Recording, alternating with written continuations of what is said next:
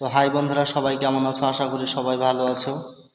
তো যে পরিমাণে ছাত্রছাত্রীরা রাস্তায় নেমে আন্দোলন করলো তার প্রতিফল অবশ্যই তারা পেল, কেননা যেটা নিয়ে তারা আন্দোলন করেছিল তারা সফল হয়েছে। যে তাদের একটা ইচ্ছে ছিল যে ধর্মেন্দ্র প্রধানের পদত্যাগ চাই, অবশেষে সে পদত্যাগ হলো।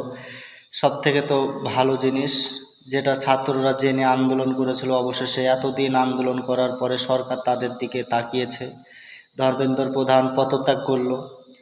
এটা বেশি আলোচিত নয় যতটা আলোচিত আমাদের যে ভারতের প্রধানমন্ত্রী মোদির একটা ভিডিওতে যে পরিমাণে ভিউ গেছে, যে পরিমাণে ফলোয়ার্স বেড়েছে, সেটা এখন সোশ্যাল মিডিয়ায় বেশি আলোচিত। আর এই ধর্মেন্দ্র প্রধানকে সবাই চিনতো না যে একজন শিক্ষামন্ত্রী। এই যে ছাত্র আন্দোলন যদি না হতো তাহলে বুঝতেই পারতাম না যে ধর্মেন্দ্র প্রধান কে ছিল। তো যাই হোক, খুব ভালো হয়েছে, সরকার তাদের মুখের দিকে তাকিয়েছে, তাদের আন্দোলনকে সমর্থন করে তাদের ইচ্ছে পূরণ করেছে। তারা যে দাবিটা করেছিল সেটাও সরকার মেনে নিয়েছে, সব থেকে ভালো কথা।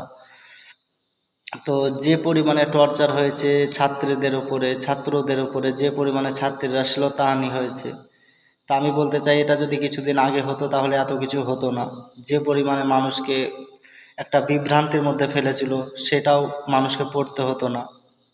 তো যাই হোক, অবশেষে সফলতা পাওয়া গেল।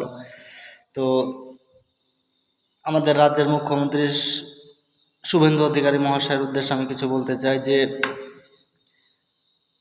4-5 জন আতঙ্কবাদীদের নাম করেছে যারা আন্দোলনে, তারা ছাত্র নন।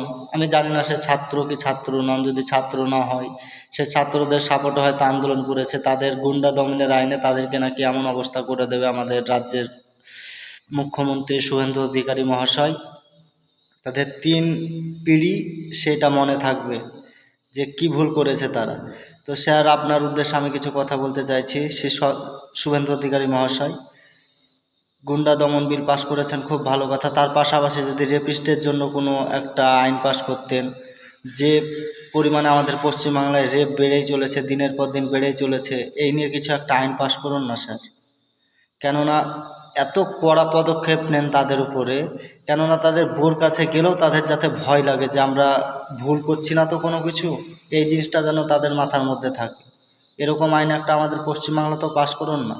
গুন্ডা দমন আইন মানে যারা আন্দোলন করবে তাদের প্রতি তো আপনি পদক্ষেপ নেবেন, কেননা আপনার উপরে কেউ কথা বলবে না, কেউ আন্দোলন করতে পারবে না প্রতিবাদের বিরুদ্ধে, অন্যায়ের বিরুদ্ধে কেউ প্রতিবাদ করতে পারবে না।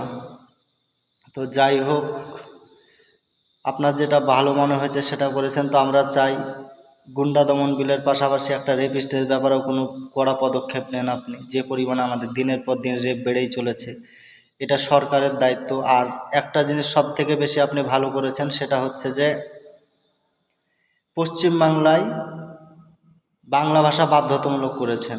হ্যাঁ, আমাদের পশ্চিমবাংলা বাংলা ভাষাকে বাধ্যতামূলক করেছেন, খুব ভালো কথা। এটা মান্যতা দিয়েছেন আপনি, খুবই ভালো লেগেছে। কিন্তু সত্যি কথা বলতে আমাদের ইউপি, বিহার, ঝাড়খণ্ডের মানুষ যে পরিমাণে আমাদের ব্যাংক, বিডিও, তাদের সঙ্গে সাধারণ মানুষ কথা বলতে গেলে তারা হিন্দি ছাড়া বাংলাতে কথা বলতে পারে না, তাদের একটা বিশাল অশান্তির মধ্যে পড়তে হয়। তো সেই পরিমাণে যারা যারা পোস্টিংয়ে আছে, বাইরের ভিন রাজ্যের মানুষ যে আমাদের পশ্চিমবাংলায় পোস্টিংয়ে আছে, যারা চাকরি করছে, তাদের উদ্দেশ্যেও কিছু কথা বলতে চাই যে তাদেরকেও বাংলা ভাষা অতি শীঘ্রই শিখতে হয়, কেননা আমরা যখন ভিন রাজ্যে যাই তখন তাদের ভাষায় আমাদেরকে কথা বলতে হয়। আর আমাদের রাজ্যে আসলে আপনাদেরকেও সেই বাংলা ভাষাটা শিখতে হবে।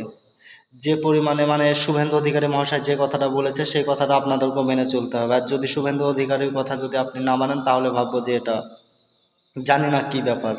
তবে সবাই ভালো থাকবেন, সুস্থ থাকবেন।